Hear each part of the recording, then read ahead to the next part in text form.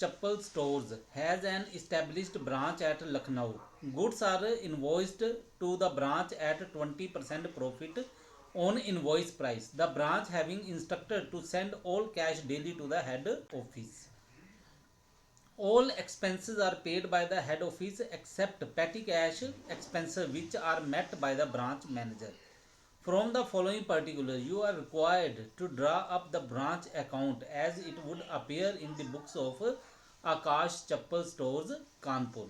तो ये इन्फॉर्मेशन दी है ओपनिंग स्टॉक, ठीक है, opening debtors, cash in hand, opening balance, office furniture opening balance, goods invoiced from head office on invoice price ₹80,000, goods return to head office ₹1,000, goods returned by debtors ₹480, cash received from debtors ₹30,000, cash sales ₹50,000, credit sales ₹30,000, discount allowed to debtors ₹300, expenses paid by the head office, rent ₹1,200, salary ₹2,400, stationery and printing ₹300, petty expenses paid by the branch manager ₹280, stock on 31st March 2014 at invoice price ₹14,000, depreciation is to be provided on office furniture at 10% per annum. You are also required to prepare trading and profit and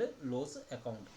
अब ध्यान से देखो, ये problem वही है जो हमने last lecture में की थी, जो पिछला लेक्चर आपने किया था, ये सारी की सारी सेम वही प्रॉब्लम है।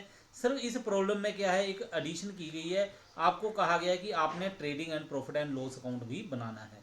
बाकी आपने क्वेश्चन किया हुआ है पहले, बिल्कुल उसी तरह से, अगर नहीं किया तो उस लेक्चर को आप दोबारा देख लो, ठीक है। तो वो जो हमने पिछला लेक्चर जो था जिसमें हमने ये प्रॉब्लम सॉल्व की थी, ठीक है, तो उस मेथड को हम कहते हैं डेटर्स और डायरेक्ट सिस्टम, ठीक है। इस मेथड से हमने ये क्वेश्चन सॉल्व किया था। एक बार इसका सोल्यूशन फिर दिखा देता हूँ कि हमने इस सवाल को कैसे सॉल्व किया था। वो ऐसे किया था, देखो, ब्रांच डेटर्स अकाउंट ये बनाया था हमने, टू बैलेंस ब्रोड डाउन, ठीक है, 9,000 के ओपनिंग डेटर्स थे। फिर उसके बाद टू सेल्स, क्रेडिट सेल थी 30,000 की, by cash 30,000, by sales returns 480, by discount 300, by balance carried on 8,220। अब ये जो बाय कैश लिखा 30,000, ये कैश रिसीव्ड फ्रॉम डेटर्स है, ठीक है।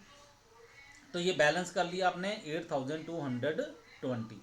तो इसके बाद जो आपका मेन सोल्यूशन था वो ये था लखनऊ ब्रांच अकाउंट। तो इसमें आपने क्या किया था, पहले ओपनिंग बैलेंस जो थे, stock, debtor, petty cash, furniture, ये लिख लिए थे। उसके बाद आपने गुड्स सप्लाई टू ब्रांच लिख दी थी, कितनी थी, रिटर्न जो आई थी उनको आपने माइनस कर दिया था। उसके बाद हेड ऑफिस ने जो एक्सपेंसेस किए थे वो आपने लिख दिए थे, रेंट, सैलरी, ठीक है, और स्टेशनरी एंड प्रिंटिंग के। इसके बाद आपने क्या किया था, फिर ये जो कैश रिसीव किया था, ठीक है, उसकी एंट्री कर ली थी। तो कैश क्या था, सेल से रिसीव किया था, कैश सेल से 50,000, और डेटर से रिसीव किया था 30,000, ठीक है। तो ये वाले हमने लिख दिए थे कैश में। और बैलेंस कैरिड ऑन हमारे पास, ये जो क्लोजिंग बैलेंस जो है हमारे पास, stock, debtor, petty cash, furniture के, ये हमने लिख दिए थे, ठीक है। अब बीच में ये देखना, पैटी कैश का है वो एक्सपेंसेस माइनस करके लिखा था, ठीक है। फर्नीचर है, फर्नीचर में से डेप्रिसिएशन माइनस करके हमने ये बैलेंस लिखा है। इसके बाद आपने किया था by goods supply to branch. तो ये जो ब्रांच में आपने ज़्यादा पैसे लगा दिए थे वो आपने यहाँ पे रिजर्व के निकाल लिए। 79,000 था, 20% आपने ज़्यादा लगाया था, वो आपने यहाँ पे लिख दिया, यानी कि आपने यहाँ से वो पैसे माइनस कर दिए। इसके बाद बाय स्टॉक सस्पेंस, ये जो ओपनिंग स्टॉक था ये भी इनवॉइस प्राइस के ऊपर है, इसमें भी जो फालतू पैसा लगा हुआ है, ज़्यादा पैसे जुड़े हुए हैं, उनको आपने घटा देना है और लिख देना है बाय स्टॉक सस्पेंस अकाउंट। तो ये आ गया 3,000। इसी प्रकार यहाँ भी लिख देना आपने डेबिट साइड में टू स्टॉक सस्पेंस अकाउंट। ये कौन सा है, ये क्लोजिंग बैलेंस होगा स्टॉक का, ठीक है। ये देखो, ये क्लोजिंग बैलेंस है आपका 14,000। तो इसके ऊपर जो ज़्यादा पैसा लगा हुआ है, एक्स्ट्रा लगा हुआ है, वो आपने लिख दिया यहाँ पे, यानी कि वहाँ से आपने इसको माइनस कर दिया, ठीक है। इसका मतलब भी यहाँ यही है कि आपने जो क्रेडिट में पैसे लिखे हुए हैं, अगर उसी अकाउंट को आप डेबिट में लिख देते हो तो इसका मतलब वहाँ से आपने पैसे कम कर दिए हैं, तो ये घटा दिए है एक तरह से। तो वहाँ नहीं माइनस किए तो आपने डेबिट साइड में लिख दिया, मतलब दोनों का एक ही है। तो ये 2,800 रुपये आ गया। बैलेंस किया आपके पास आ गया to general profit and loss account 10,920। ठीक है, ये जो अभी आपने मेथड किया है इसको हम बोलते हैं डायरेक्ट सिस्टम या फिर डेटर्स सिस्टम। तो इसी क्वेश्चन को सॉल्व करने के लिए हमारे पास और भी मेथड हैं। ठीक है, और दूसरा मेथड जो है हमें जो कहा गया है क्वेश्चन को सॉल्व करने के लिए, वो मेथड कहा है लगाने के लिए कि trading and profit and loss account method जो है ये उपयोग करो। चलो अब हम trading and profit and loss account बना लेते हैं। ये आपने पहले भी किया हुआ है, फाइनल अकाउंट जब किए थे उसमें, तो बिल्कुल उसी तरह से बनेगा ये। ठीक है, trading and profit and loss account for the year ended 31 मार्च 2014। तो सबसे पहले क्या आएगा, टू ओपनिंग स्टॉक। ठीक है, और यहाँ पे याद रखना आपने जो भी आइटम लिखनी है वो कॉस्ट प्राइस के ऊपर ही लिखनी है। तो वहाँ पे ओपनिंग स्टॉक जो था वो इनवॉइस प्राइस पे था, तो इनवॉइस प्राइस में जो एक्स्ट्रा पैसे लगे हुए थे, रिजर्व था, वो आपने माइनस कर देना। 15,000 माइनस 3,000, अमाउंट में आ गया 12,000। ठीक है, 3,000 कैसे आया, वो 20% एक्स्ट्रा लगी है ना, तो आपने 15,000 के ऊपर 20% कर लेना, 3,000 आ गया। तो 3,000 जो फालतू लगा हुआ था उसको हमने यहाँ पे माइनस कर लेना। ये अमाउंट आ गई हमारे पास 12,000। ठीक है, अब ओपनिंग बैलेंस जो है वो फर्नीचर के, स्टॉक के, डेटर के, पेटी कैश के, वो यहाँ पे नहीं लिखने हैं आपने। ठीक है, अगर आप फाइनल अकाउंट वाला सिस्टम लगाओगे तो वो आइटमें जो है बैलेंस शीट में आती हैं।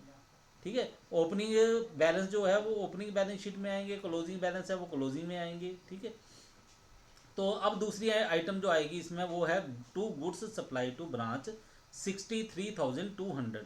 तो ये भी आपने कॉस्ट में लिखनी है। ऐसे कितनी थी, 79,000। ऐसे तो 80,000 लिखी हुई है ना, 1,000 रिटर्न हो गई थी, तो इसका मतलब बाकी कितनी बच गई थी, 79,000। तो ये जो रिजर्व लगा हुआ है वो आप बीच में से माइनस कर दो। ठीक है, 20% आपने माइनस कर दिया, तो आपके पास यहाँ पे आ गया 63,200। इसके नेक्स्ट बाय सेल्स। तो सेल्स आपने कितनी की है, 50,000 की आपने कैश सेल्स की थी, और उसके बाद आपने 30,000 रुपये की उधार सेल की थी, क्रेडिट सेल। लेकिन क्रेडिट सेल में से क्या हुआ था, कुछ सेल जो थी वो वापस कर दी गई थी। ठीक है, ये देखो क्रेडिट सेल हमारे पास 30,000 है। ठीक है, और यहाँ पे लिखा होगा, क्वेश्चन पढ़ो, कि सेल जो है कुछ रिटर्न कर दी गई। यहाँ नहीं लिखा है, ऊपर लिखा होगा, देखते हैं हम लोग क्वेश्चन में। ये देखो ये लिखा है गुड्स रिटर्न बाय डेटर्स। तो गुड्स डेटर जो है वापस भेजेंगे, वो कौन से भेजेंगे, वही भेजेंगे जो क्रेडिट सेल होगी। ठीक है, उनको सेल की होगी क्रेडिट में, वही वाला पैसा वापस आएगा। तो 480 बीच में से माइनस कर दो। ठीक है, तो आपके पास आ जाएगा यहाँ पे 29,520। तो ये है हमारे पास टोटल सेल 79,520 की बाय क्लोजिंग स्टॉक। तो क्लोजिंग स्टॉक भी आपने उसी तरह से करना है कॉस्ट के ऊपर। तो ये आ गया 11,200 रुपये। ये पता नहीं, ये जो स्टॉक रिजर्व है, सस्पेंस है, वो वाला, ये माइनस कर देना आपने 20% इसके ऊपर। उसके next by gross profit brought down 15,520, ये वाले रुपये यहाँ पे लिख दिए। आगे जो खर्चे हैं, टू रेंट 1,200 रुपया, टू सैलरी 2,400 रुपये, टू स्टेशनरी एंड प्रिंटिंग 300 रुपये, टू पैटी एक्सपेंसेस 280 रुपये, ये ब्रांच मैनेजर ने किए हैं, वो वाले हैं।